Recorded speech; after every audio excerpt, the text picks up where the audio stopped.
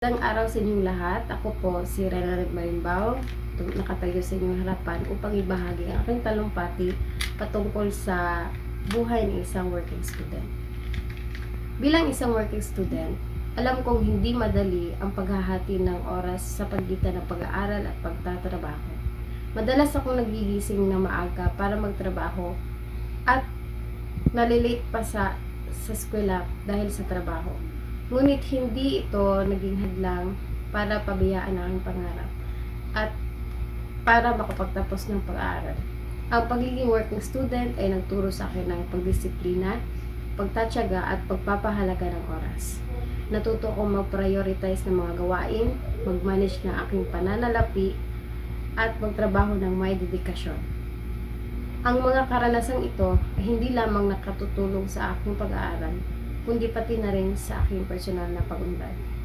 Higit sa lahat, ang pagiging working student ay nabigay sa akin ng pagkakataong makatulong sa aking pamilya at sa pagbili ng mga pangangailangan sa bahay at pagpapagaan ng pasanin ng mga magulang ko.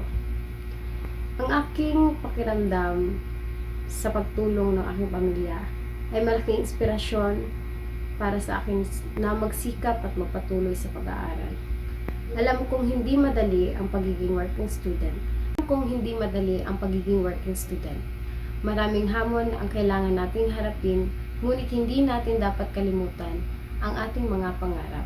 Naway ang ating pagsisikap ay magbunga ng tagumpay at ang ating mga karanasan ay magbigay ng inspirasyon sa iba na pagpursige sa kanilang mga pangarap. Maraming salamat.